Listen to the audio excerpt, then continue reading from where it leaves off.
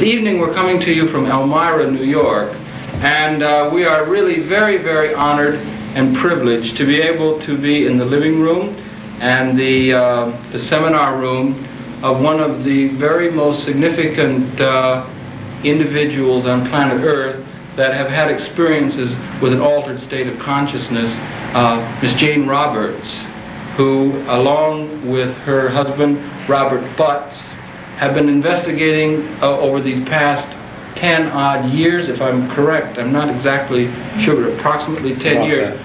Another state of consciousness than which we are normally accustomed to dealing with.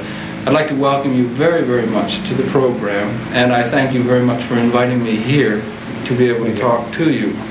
I wonder, perhaps, whoever, I'm not sure which one of you might like to pick up on it first, but there will be some people in the audience, believe it or not, although it's a pretty aware audience that watches this program, but there will be some people in the audience who aren't aware of the material, the Seth material. Could you maybe just give us a little bit of a background for the general audience of the means by which, in a general way, you came in contact with kind of consciousness and how it all got started?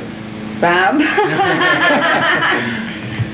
This began late in 1963.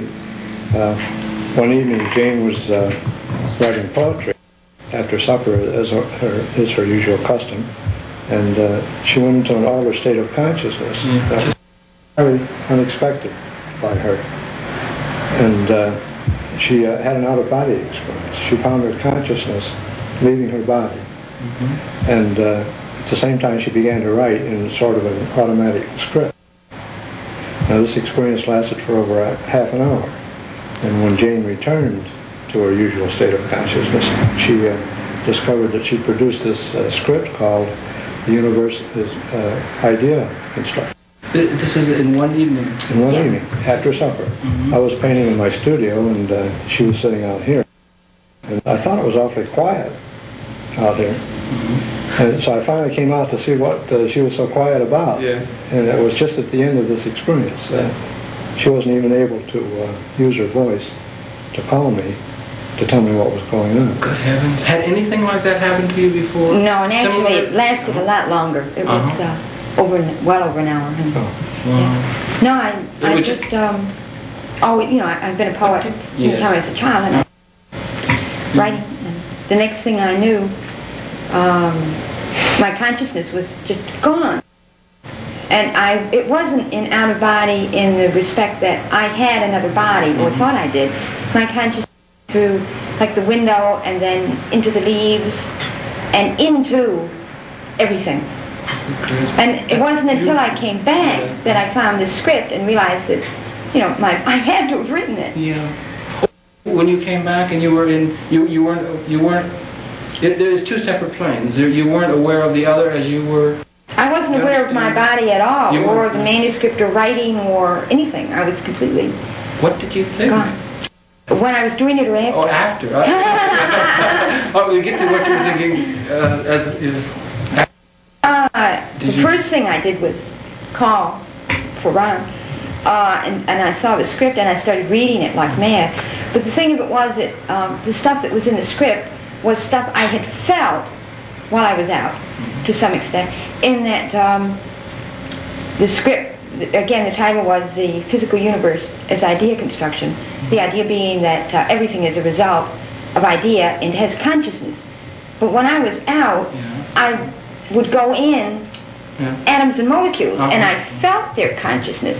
But then when I read the script, it was terribly hard to accept portions of it because it pretty much went against what I've been taught. But I mean, just having experienced that, I mean, what was your reaction to it? Wild. I had done no reading in this field. I had done nothing. So as far as I knew, this had never happened before to another individual. It was something any more place. than super It was, where did I go? How did I get out of my body? This is fantastic. Then I would presume that on the trail of that, you probably began to. Let's see. Did you begin to investigate this field? Yeah, then Edgar Casey, who had experiences similar, or Did you begin to investigate the field then? I was a writer. Okay. And so I had just finished my first science fiction novel, which was a paperback, called The Rebellers, and I was looking for something else to write. And Robbie came up with the idea, joking. He said, "Why don't you do a book? This must have something to do with ESP or something. Right. So why don't you get some books, read up on it, try some experiments, and if they don't work, you can always say that, well, I tried all this stuff, and it just doesn't work. And if it works, well, you know, who knows?" So we started out, we got 2 or 3 paperbacks. We found out about Ouija boards and everything. And we borrowed a Ouija board. We didn't even buy one. And after, I forget, once or twice or something, we started to get stuff on the board. And with the psychological knowledge I had then, the first thing I thought of was, well, it's the subconscious. Rob was pushing it, or Rob would say I was pushing it. So we went through that long kind of thing. And after only maybe 5 or 6, 7 sessions with that, Seth came through vocally. I would start to know what was going to be said, and then I would start to want to speak. Okay, I'm wondering if maybe we could, for the audience now, when you say Seth came through, maybe we could, make that Seth then. Okay, maybe the audience would know who was Seth. Perhaps some of them. Seth would be. Well, on the board, the pointer would go over the alphabet and spell messages. Okay. And after a while, the messages said they came from a personality called Seth. And I didn't particularly believe in survival of personality to begin with. I also figured that if personalities survived, they had a lot better things to do than come through on Ouija boards. I thought it was from the level of my subconscious or something. The material that we got, however, was excellent. And I was enough of a critical writer myself to know the material was good. Otherwise, I probably wouldn't have continued. It didn't make sense in a philosophical way, and and it showed no extravagance in terms of going overboard religiously. It was sound psychologically as far as we could tell. And you were not cynical at all of these things, but you did have a healthy.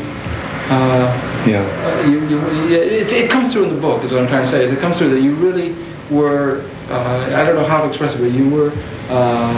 You had a healthy respect for that. You had a very fine attitude toward this experience. I don't know quite how to express it, but you were not naive, but you were still open, but you were still guarded. It was just perfect, it seems to me. I still think we were very lucky in that we had not read an awful lot of the current occult literature.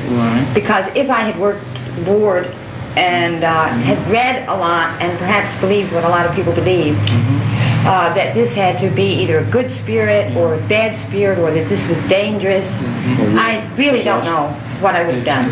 The idea of possession never crossed my mind because I never accepted it to start with. I mean, it just didn't exist for me. Right, okay, Well, Jane didn't even believe in reincarnation. You did not believe in reincarnation prior to this. But your attitude, afterwards. And afterwards, but now.